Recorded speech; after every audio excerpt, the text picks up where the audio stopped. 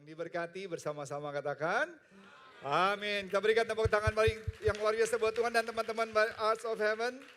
Berikan tepuk tangan sekali lagi dong buat mereka. Wow, you guys are amazing. Woo! So blessed today. Wow, amazing. Ya tadi duo worship leaders hari ini amazing banget ya. Keren-keren banget suaranya. Wow, sampai jadi terkesima sekali, luar biasa. Pokoknya we are so blessed, senang selalu setiap hari Minggu, there are always surprises. Dan kami percaya waktu kita kumpul sama-sama di rumah Tuhan, ada sesuatu yang luar biasa pasti akan terjadi. Yang percaya katakan amin. Nah dengan cepat saya mau mengulang sedikit bahwa ini adalah khotbah berseri yang ke-6 saudara. Jadi khotbah berseri ada tema-temanya. Yang pertama khotbah berserinya bicara mengenai principle of practice and stress management. Kenapa ini penting? Soalnya saudara harus belajar. Saya baru kemarin beli buku lagi 2 ya untuk memperlengkapi. Karena penting untuk kita punya wawasan dan mengerti what's going on. Kita juga beli buku juga jangan beli buku-buku yang kuno. Ya lihat kalau di Periplus, lihat ke bestseller, lihat cetakan tahun keberapa, lihat reviewnya ya di Google supaya saudara juga punya wawasan itu enggak seperti katak di dalam tempurung. Di luar Alkitab pastinya kita juga mau relevan tapi juga yang berpusat kepada Kristus. Dan saya baca buku 2 ini sangat bagus sekali dan biar semuanya ini bisa memperlengkapi semua buat kita semua. Yang pertama kita belajar adalah we will win the battles. Ya, bagaimana Yosafat waktu itu diserang. Israel diserang dengan 3 negara yang sangat kuat. Ya, sebenarnya secara hitung-hitungan di atas kertas dia tidak mungkin menang. Tapi bagaimana penyertaan Tuhan yang dahsyat dan luar biasa. Sehingga yang kelihatannya tidak mungkin bisa menjadi mungkin, yang harusnya kalah saudara, tapi bisa menang. Dan kita belajar, saudara bisa lihat di YouTube. Kalau saudara miss this sermon minggu kedua kita belajar under pressure. Tuhan Yesus adalah Tuhan dan juga manusia waktu dia datang ke dunia. Dan di mana ada Yesus orang banyak berbondong-bondong datang dengan ekspektasi yang besar. Artinya Tuhan Yesus tuh mengalami stres yang luar biasa, nggak ada waktu santai, nggak ada waktu istirahat. Tapi bagaimana dia bisa tetap tenang? Bagaimana dia tetap bisa menjadikan inspirasi bagi banyak orang? Di minggu ketiga kita bicara mengenai Top Gun. Ya, tekanan yang sangat luar biasa. Ya, tapi gimana kita punya senjata damai sejahtera. Itu senjata yang paling top, senjata di atas segala senjata. Saudara punya uang, punya segala-galanya, tapi kalau nggak punya damai sejahtera, peace of mind, semuanya sia-sia. Yang minggu keempat kita belajar response to troubles and conflict. Itu kita bicara dengan Musa. Saudara ngatasin 3 orang, 5 orang yang nyebelin, itu udah membuat saudara pusing. Musa ini memimpin 2 juta bangsa Israel yang ngeyel. Yang kerjaannya ngeluh, bersungut-sungut, gak pernah bersyukur. 40 tahun saudara. Kita harus sama-sama orang yang menyebalkan, gak usah 40 tahun, 40 hari aja udah bisa stres. Tapi bagaimana saudara bisa mengatasi konflik, pertikaian, dan juga permasalahan, dan tetap move on. Kita belajar dari Musa pada saat itu. Dan terakhir kita belajar dari Yusuf, dari Simpson. God has not given up on you. Simpson tuh dari lahir itu punya kekuatan yang supranatural. Tuhan udah kasih kekuatan yang luar biasa. Cuman rambutnya itu gak boleh dipotong. Tapi saudara tahu sejak dari kecil, dari remaja, pemuda sampai dewasa, kerjaannya buat masalah. Kegagalan demi kegagalan, gak pernah mau mendengarkan yang baik. Selalu keputusan yang dia lakukan adalah selalu keputusan yang salah. Sampai akhirnya dia ditipu, dia punya permasalahan apa? Gampang marah kan, benar. Kerjaannya ngebunuh orang, ada orang yang utang sama dia balas, dia bunuh 300 orang. Dan ngebunuhnya juga sadis-sadis karena gak bisa penguasaan diri yang luar biasa, itu amarahnya, short temper banget. Terus juga hawa nafsu yang tidak bisa dikontrol. Istilahnya siapa aja juga disikat, itu sama Simpson. Sampai akhirnya dia ketipu sama wanita yang pertama. Karena dia ketipu, dia bunuh wanita itu. Yang kedua dengan Delilah, yang rambutnya nggak boleh dipotong. Namanya juga dengan wanita, dia jatuh dan rambutnya dipotong, kehilanganlah tenaga supranaturalnya. Sehingga yang tadinya hebat, yang tidak pernah terkalahkan menjadi seperti anjing yang sudah sakit. Matanya dicungkil dan nggak punya tenaga, nggak bisa melakukan apa-apa. Tapi lihat di akhir kehidupannya. Waktu dia diborgol, di 2 tiang yang besar, dia masih berdoa. Sudah tahu di Alkitab tidak pernah dikatakan Simpson pernah berdoa sebelumnya. Itu doa pertama dan doa terakhir di dalam hidupnya. Dia bilang, Tuhan ampuni aku. Berikanlah aku kesempatan sekali lagi untuk hidupku bisa memuliakan Tuhan. Tuhan memberikan kekuatan pada saat waktu itu. Dan tiang yang kuat itu dirobohkan. 3.000 orang Filistin mati, tidak ada satupun yang hidup. Tapi tragis ya, saudara tahu, 3.000 orang Filistin itu adalah musuh yang paling banyak yang dia pernah kalahkan sepanjang hidupnya kalau diakumulasikan. Cuman hanya pada saat detik terakhir dia menghembuskan nafas yang terakhir. Seandainya kita belajar, kalau kita hidup juga terus berdoa, nggak hanya di atas berdoa, nggak hanya kalau punya masalah baru berdoa, tapi senantiasa kita juga berdoa. Dan saya percaya Tuhan bisa pakai saudara lebih dahsyat dan lebih luar biasa. Yang setuju katakan amin. Ya, kita berikan tepuk tangan yang meriah buat Tuhan Yesus, haleluya. Nah, hari ini kita akan belajar sesuatu yang spesial. Failure can become a stepping stone to success. Kegagalan bisa menjadi batu loncatan menuju kepada kesuksesan. Nanti kita akan belajar di Lukas 5 ayat 1 sampai ayat ke-11. Bagaimana kita bisa mengatasi yang namanya kegagalan. Karena kegagalan itu yang membuat kita suka stres, kepikiran, depresi. Ada 5 poin nanti kita akan bahas. Yang pertama harus izinkan, yang kedua harus melakukan, yang ketiga membagikan. Saya kasih kata kuncinya saja. Yang keempat berjalan, kelima meriset. Saya mau tanya sama saudara-saudari, jawab jujur, gak perlu angkat tangan. Pernah gak saudara mengalami kegagalan di dalam hidup saudara? Yang gak pernah boleh angkat tangan aja, yang gak pernah. Saya rasa kita semua pernah. Pernah gak saudara coba melakukan sesuatu tapi tidak, it doesn't work. Dan saudara coba mau melakukan lagi. Yang ada it flops, gagal. Jatuh, saudara. Saudara berupaya, it flops, it fails. Saya sih mengalami dalam kehidupan saya, I failed many times in my life. Saya melakukan banyak hal dan apa yang saya lakukan tidak berhasil. Saudara, bola lampu itu yang ada di atas, di-invent oleh Thomas Alva Edison, right? Untuk bisa menemukan dan bisa berhasil, dia membutuhkan waktu 10.000 kali. Berupaya mencoba berkali-kali. Dan waktu diwawancarai, waktu diinterview, berapa kali kamu mencoba sampai kamu berhasil? Kami dengar katanya kamu 10.000 kali gagal. Dia bilang enggak, saya enggak 10.000 kali gagal. Saya cuman berupaya 10.000 kali untuk menuju kepada keberhasilan. Bukannya 10.000 kali gagal. Saudara bisa bayangkan 10.000 kali. Dia cuma berkata, I've not failed, I've just found 10,000 ways that won't work. Gak gagal, tapi 10.000 kali saya coba, ya gak berhasil. Ya gak apa, coba lagi, gak berhasil. Ya coba lagi, gak berhasil. Saudara tahu tragisnya di dalam kehidupan, kita sering menyerah, padahal udah mau berhasil. Tapi di ujung keberhasilan, saudara menyerah. Padahal satu langkah lagi loh. Di langkah ke 517, saudara bisa berhasil. Tapi saudara berhenti di langkah 515.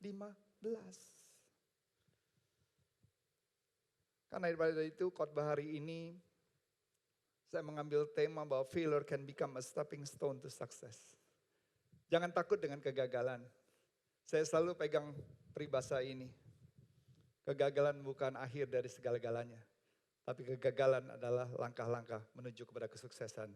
Kau sudah bergantung dan bersandar dan melakukan yang terbaik dalam hidupmu kepada Tuhan. Yang percaya katakan amin. Kita berikan tepuk tangan yang meriah buat Yesus, haleluya. Dan kita mau belajar dari yang namanya Petrus, katakan Petrus. Oke, semua katakan Petrus. Lukas 5 ayat 1 sampai ayat ke-11. Ini ayatnya cukup panjang. Saya bacakan kepada saudara. Suatu kali Yesus berdiri di pantai Danau Genesaret, sedang orang banyak mengurumuni dia hendak mendengarkan firman Tuhan. Yesus melihat ada 2 perahu di tepi pantai, nelayan-nelayannya telah turun dan sedang membasuh jalannya. Naik ke dalam salah satu perahu itu, Yesus naik perahunya siapa saudara? Simon atau Simon Petrus. Dan menyuruh Petrus supaya menolakkan perahunya sedikit jauh dari pantai. Lalu Yesus duduk dan mengajar orang banyak dari atas perahu siapa? Petrus. Setelah selesai bicara, dia berkata kepada Simon Petrus begini. Bertolaklah ke tempat yang dalam dan tebarkan jalamu untuk menangkap ikan. Tapi Simon Petrus berkata begini, saya udah kerja semalam-malaman Tuhan Yesus. Kami bekerja keras tapi kami tidak mendapatkan apa-apa. Tapi karena engkau yang menyuruhnya, kami tetap akan menebarkan jala. Dan lihat hasilnya. Ayat ke-6, dan setelah mereka melakukan, mereka menangkap ikan sedikit atau ikan banyak saudara. Sejumlah apa saudara? Besar ikan sehingga saking banyaknya jala mereka mulai koyak.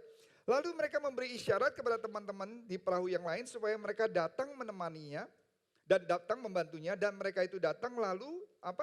Bersama-sama mengisi kedua perahu itu dengan ikan hingga hampir tenggelam. Berarti banyak sekali saudara. Oke, ada yang mengerti pertanyaan saya, ada yang masih belum tahu nih, banyak atau enggak saudara. Oke, saya tanya lagi saudara. Kalau sampai 2 perahu, sampai perahunya hampir tenggelam, itu ikannya banyak atau banyak sekali saudara? Banyak sekali, alright. Atau banyak banget sama aja. Tapi yang luar biasa di ayat ke-8 ketika Simon Petrus melihat hal itu, ia pun tersungkur di depan Yesus dan berkata apa? Tuhan pergilah daripadaku karena aku ini seorang berdosa. Dan yang terakhir di ayat 10. Yesus berkata, jangan takut mulai dari sekarang engkau akan menjala manusia. Dan ayat ke-11. Dan sesudah mereka menghela perahu-perahunya ke darat, mereka pun meninggalkan segala sesuatu lalu apa? Mengikut Yesus. Wow. Dan benar gak? Yesus, di mana ada Yesus orang banyak mengurumuni dia. Dan waktu itu Yesus melihat di pinggir pantai ini ada 2 perahu saudara. Dan mereka lagi memperbaiki jala yang udah kusut gitu. Namanya juga udah kerja sehari-harian mungkin nyangkut, ada karang-karang. Dan Yesus mendatangi salah satu perahu, yaitu perahu Simon Petrus. Simon Petrus ini belum kenal Yesus, saudara harus tahu. Saudara. Dia udah mendengar, yes mungkin mendengar. Tapi bukan sahabat. Terus Yesus mau untuk mengajar orang banyak dari perahu Simon Petrus. Ini ada kuncinya saudara, saya jelaskan kepada saudara di sini. Terus kemudian Yesus bilang, jauhan dikit supaya enggak di pinggir pantai tapi sedikit jauh dikit dari pantai. Supaya dia bisa mengajar tapi enggak orang-orang dekat perahunya atau nanti naik ke dalam perahunya. Pertanyaannya pertama, who did the boat belong to? Perahu ini miliknya siapa saudara? Tadi saudara udah jawab saudara. Milik siapa saudara? Simon Petrus. Saudara baca gak di Alkitab Yesus minta izin. Permisi dong saya mau naik ke perahumu dan mau ngajar di dalam perahumu. Saya sih gak lihat mau di Markus, Matius semua gak ada. Yesus minta izin. Yesus bilang sedikit bertolak lebih jauh daripada di pantai. Respons dari Petrus itu sederhana. Petrus cuman hanya oke, dia mengizinkan. Poin yang pertama, kalau saudara mau bisa berhasil dari kegagalan. Poin yang pertama, izinkan Tuhan mengatur hidup Anda. Izinkan Tuhan mengatur hidup Anda. Petrus gak kenal sama Yesus. Lain kalau udah kenal, boleh gak sekali-sekali nginep di rumah? Karena saya kenal. Walaupun belum tentu dikasih, tapi saya kenal. Ini gak kenal, saudara. Tapi Petrus mengizinkan Yesus boleh masuk ke dalam perahunya. Next slide. Simon Peter allowed Jesus to get into his boat. Adakah argumentasi antara Simon Petrus, tanya dulu siapa, berapa lama ngajarnya. Loh kalau dia ngajarnya 6 jam gimana? Kalau dia ngajarnya 4 jam gimana? Nggak ada tuh argumentasi, no fuss, nggak ada berselisih, nggak ada. Oh get off from my boat, Jesus. No way. Nanti kamu ngajar 3 jam gimana? Ini saya udah bekerja semalaman loh. I need time to get rest. Nggak ada saudara. Langsung dia izinkan Yesus masuk ke dalam perahunya. So if you want to be successful, if you want to overcome from failure, you've got to allow Jesus in your boat. Saudara harus izinkan Yesus masuk dan mengatur hidup saudara. Let Jesus be in charge in your life. Let Jesus be in control of your life. Biarlah dia yang mengatur, yang mengontrol saudara, hidup saudara. Kalau saudara mau sukses, bukan saudara buat saudara. Bukan saudara in charge for your life, saudara control your own life. No, nothing, absolutely nothing. Saya tulis di my Instagram. Nothing and absolutely nothing has greater influence on your personal success than having Christ in your life. Itu salah satu yang bisa membuat kita berhasil dan sukses. Bahwa memiliki Yesus di dalam kehidupan kita. Yang percaya sama saya, berikan tepuk tangan yang meriah buat Tuhan Yesus. Haleluya. Yuk kita baca Filipi 4 ayat 13 dengan suara yang keras. 1, 2, 3. Aku dapat melakukan segala sesuatu melalui Dia yang memberikan kekuatan kepadaku. Through the strength and the power of Christ, I can do all things. I can overcome my failures. Saya bisa mengatasi kegagalan saya bisa menjadi sukses. Melalui siapa? Melalui Yesus. Katakan Yesus. Belum semuanya, katakan Yesus. It is so important, begitu penting saudara untuk saudara memperhatikan dan mengizinkan Yesus, allow Jesus to take control of an extremely important possession in your life, in Peter's life.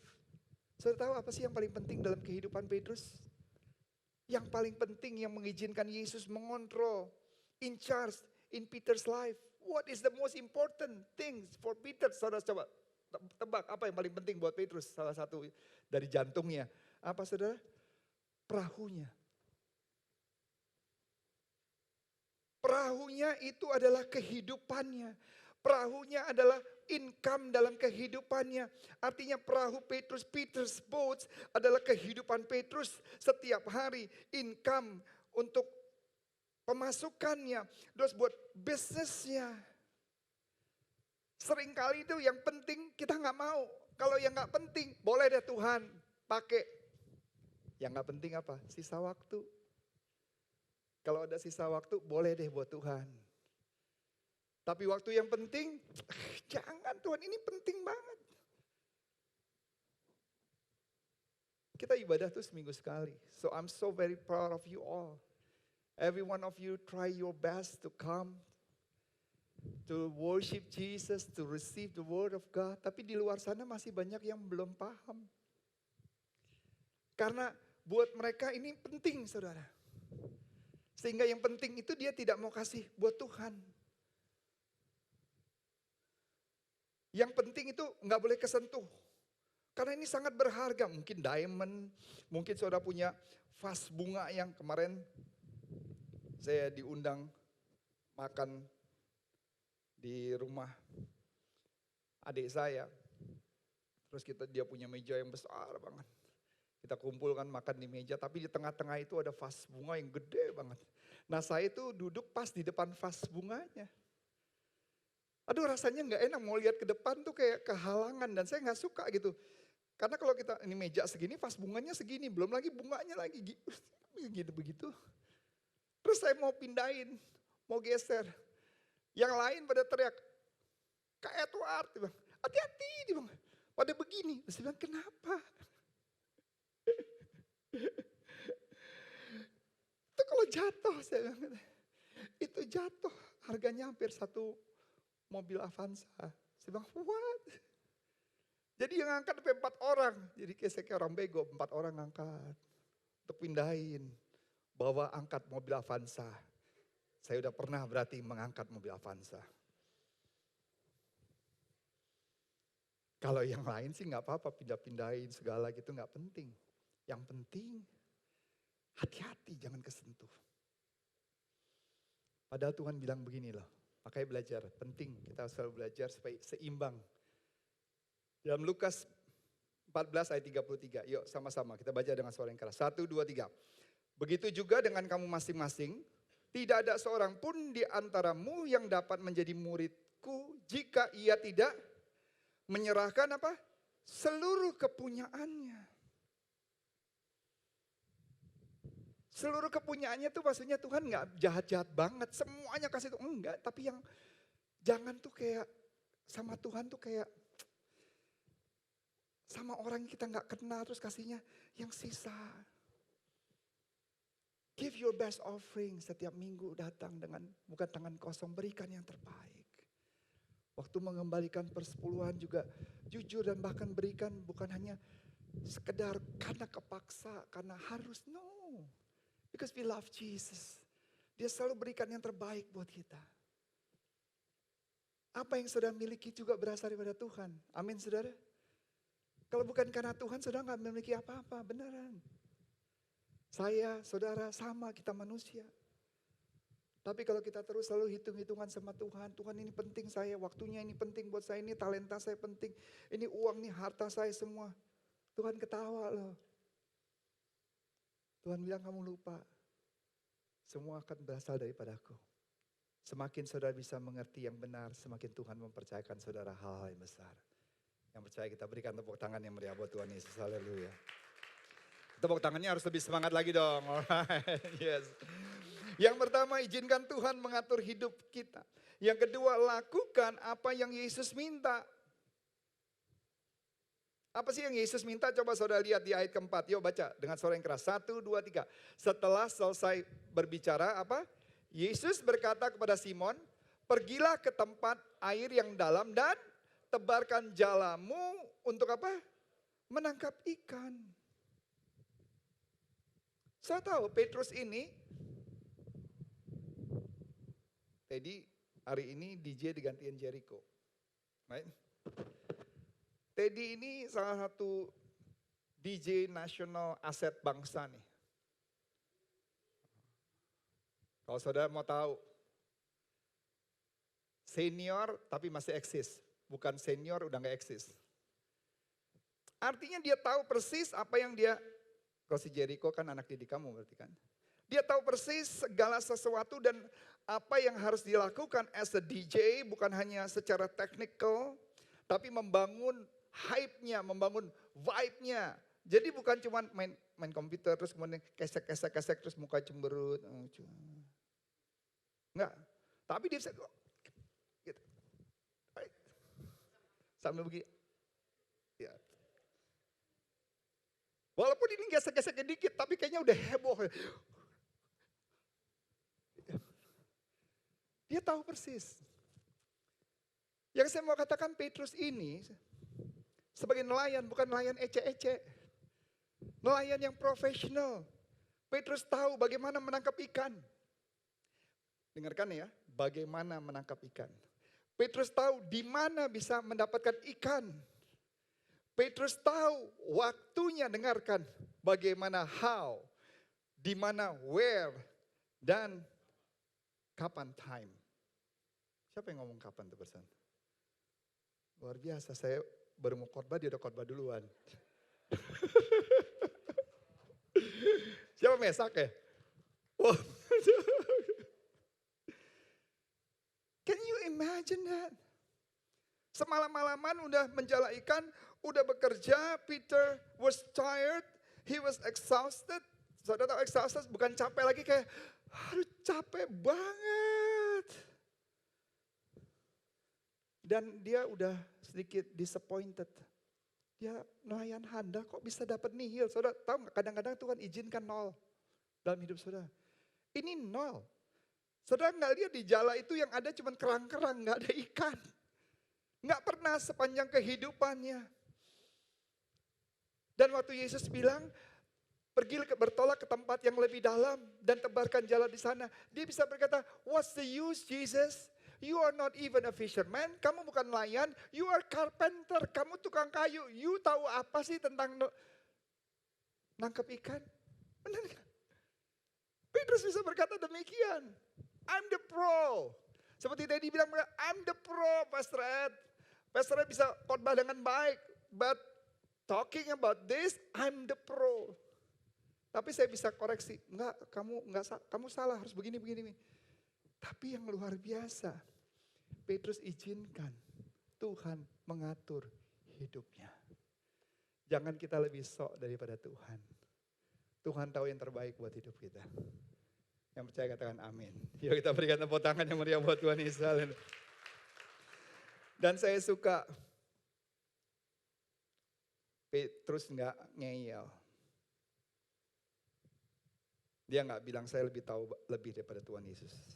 Tapi lihat di ayat kelima. Simon menjawab gini, Guru kami bekerja keras sepanjang malam tetapi tidak mendapatkan apa-apa.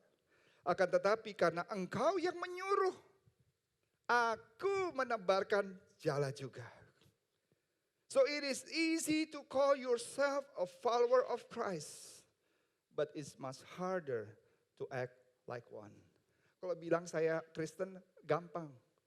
Tapi bertindak seperti orang Kristen, menjadi orang Kristen itu gak mudah.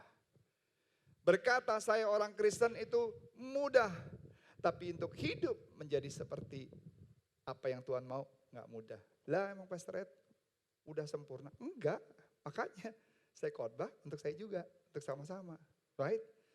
Artinya kita sama-sama belajar di tempat ini. Cuman saya diberikan kesempatan untuk perpanjangan tangan Tuhan. Supaya apa yang Tuhan sampaikan saudara bisa dengar, saya dengar, kita sama-sama belajar, kita sama-sama mengingatkan, kita sama-sama membangun, dan kita sama-sama hidup untuk menjadi inspirasi bagi orang dan menyenangkan hati Tuhan. Yuk kita berikan tepuk tangan yang meriah bodi. Oh lebih semangat lagi dong buat Tuhan Yesus, haleluya. Yohanes 8 ayat 31 ayat 32, yuk baca sama-sama. 1, 2, 3. Maka katanya kepada orang-orang Yahudi yang percaya kepadanya apa? Jikalau kamu tetap dalam firman-Ku, kamu benar-benar adalah murid-Ku. Dan kamu akan mengetahui kebenaran. Dan kebenaran itu apa? Akan memerdekakan kamu. If you love me, you will keep my commandments. Kalau saudara benar-benar mengasihi Tuhan, saudara akan hidup sesuai dengan kehendak Tuhan. Jika kamu mengasihi kamu akan menuruti segala perintahku. It is one thing to call yourself a Christian. It's another thing to do what Jesus tell you to do. Itu sangat beda dan gak mudah. Makanya kadang-kadang kita harus diingatkan setiap minggu. If you truly a Christian, you follow Christ. You do what He asks you to do. Kalau saudara bilang orang Kristen gak usah bilang ngomong-ngomong bilang wah saya ini orang Kristen. Gak usah. Tapi saudara pasti akan melakukan apa yang Tuhan ingin saudara lakukan. Saudara tahu apa yang Petrus lakukan? Dia pergi ke tempat yang dalam. Dia mulai menebarkan jala. Dan dia mulai mendapatkan banyak ikan. Do you know? Di danau yang sama. di perahu yang sama, dengarkan baik-baik, di danau yang sama semalam-malaman, tidak mendapat apa-apa, tapi dengan perahu yang sama, dengan jala yang sama, dengan orang-orang yang sama, yang tadinya nihil, yang tadinya gagal, but this time he listened to Jesus and he did what Jesus asked him to do. Ini kuncinya. Yang membedakan kali ini dia mendengarkan Yesus yang bukan nelayan sebagai tukang kayu. Tapi dia izinkan Yesus mengatur kehidupannya. Dan dia melakukan, bukan hanya mendengar tetapi melakukan. Dan hasilnya, wow, from minus to surplus. He had 2 boatloads of fish. Ini hasil yang completely different. Waktu itu saudara izinkan Tuhan mengatur hidup saudara, yang pertama. Yang kedua kita bahas, lakukan apa yang Yesus ingin saudara lakukan. Maka yang tadinya nihil, yang tadinya zero, 1 perahu pun gak kuat untuk menampung banyaknya berkat. 2 perahu pun gak cukup, bahkan sampai tenggelam. Kalau saudara mau izinkan Tuhan senantiasa menjadi yang nomor 1 di dalam hidup saudara. Makanya tadi ada lagu satu-satunya. Saudara benar-benar bukan hanya lip sync, tapi let Jesus be the number 1 in your life.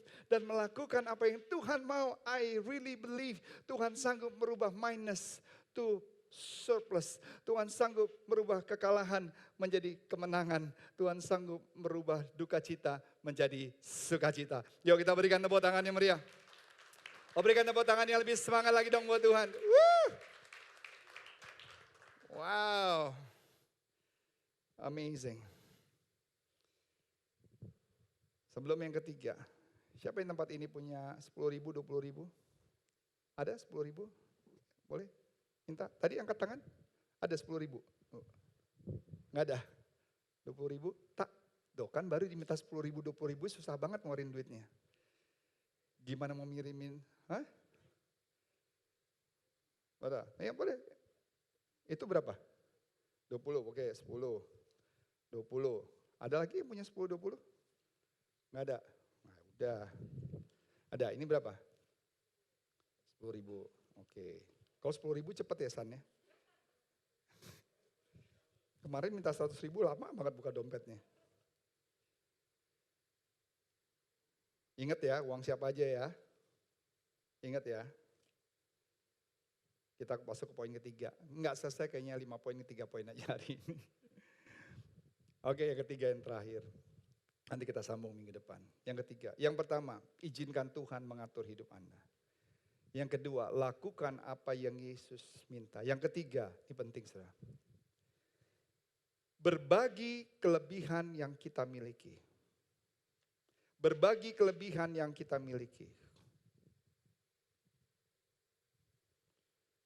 Tuhan memberkati yang namanya Simon Petrus. Benar saudara? Lihat di ayat ke-6 sampai 7. Yuk baca ya 2 ayat ini yang terakhir sama-sama dengan suara yang keras. 1, 2, 3. Dan setelah mereka melakukannya, mereka menangkap sejumlah besar ikan sehingga jala mereka mulai koyak. Ayat 7. Lalu mereka memberi isyarat kepada teman-temannya di perahu yang lain supaya mereka datang membantunya. Dan mereka itu datang, lalu mereka bersama-sama mengisi kedua perahu itu dengan ikan hingga apa saudara? Hingga apa saudara? Katakan hampir tenggelam. Lihat, God bless Simon Peter with more fish than he could handle. Ini faktanya yang pertama. Tuhan memberkati saudara, saya, Simon Petrus dengan berkat yang berlimpah, yang sebenarnya dia perahunya aja udah nggak sanggup lagi menampungnya. Tapi yang luar biasa Tuhan kasih bonus. God not only bless Peter, but he bless others because of Peter. Amen, saudara. Bukan hanya Petrus yang diberkati karena saudara izinkan Tuhan mengatur hidup saudara. Saudara mendengarkan dan melakukan apa yang Tuhan mau. Yang ketiga, saudara harus berbagi. Kenapa? Melalui hidup saudara, teman saudara bisa diberkati. Nggak ada yang bicara amin, saudara. Usaha yang saudara pimpin bisa diberkati. Because of Peter, his friends are being blessed as well by Jesus. Teman-temannya juga diberkati. Peter didn't hold back his blessing. This is very important. But he saw the abundance of fish coming. He shared it. Waktu dia diberkati, dia nggak tamak, saudara. Kadang-kadang kita lupa waktu kita diberkati, kita suka sombong, kita tamak dan kita pegang erat-erat berkat itu. Tetapi Petrus sadar waktu dia diberkati, dia panggil teman-temannya dan dia mulai berbagi. Home of love, values that we have to share.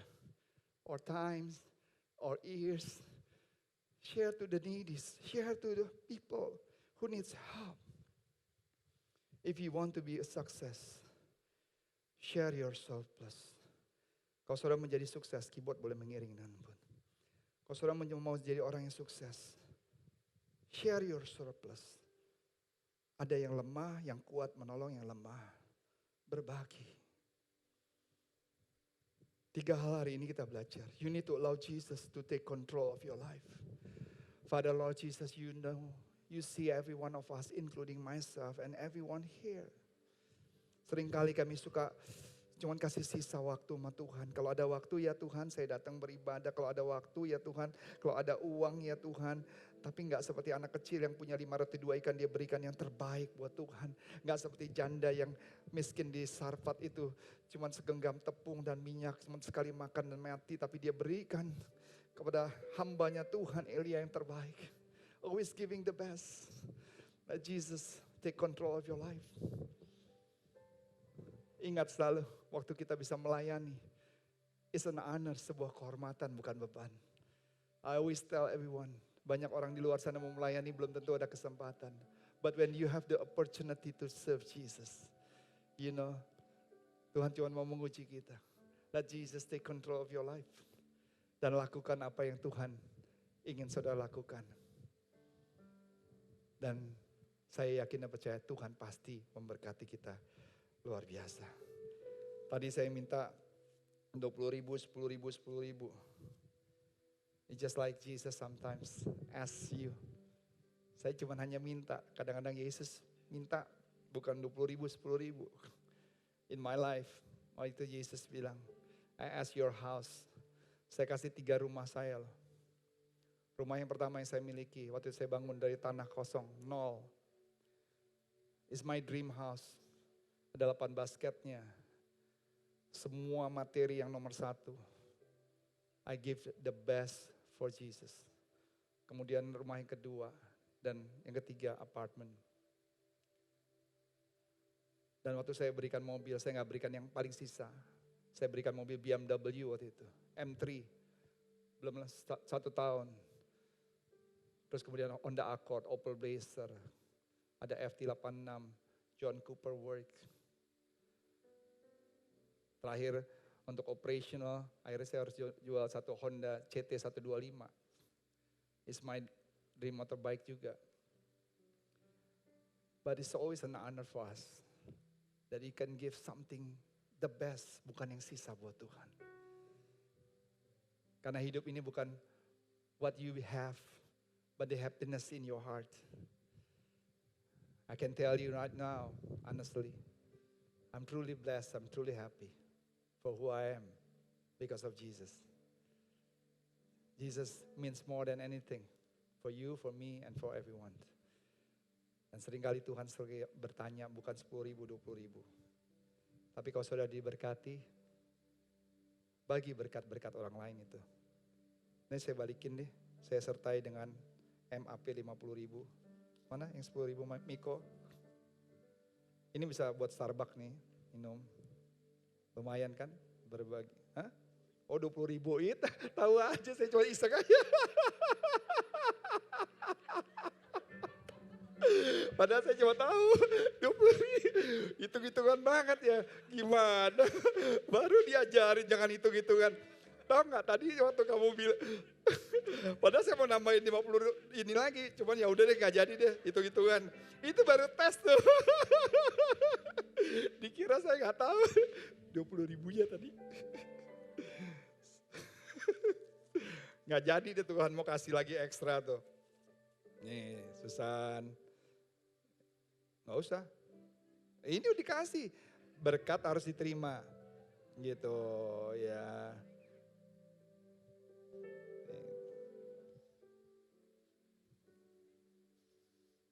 Banyak loh, tadinya mau bagi-bagi banyak tuh. Hah? Tuh. Tuh kan. Saya juga dapat diberkati. Saya bisa pakai loh, beli baju, makan. Cuman saya bagi-bagi buat saudara. Tadi ya sebenarnya si Miko mau dapat lebih. Cuman dia bilang 20 ribunya.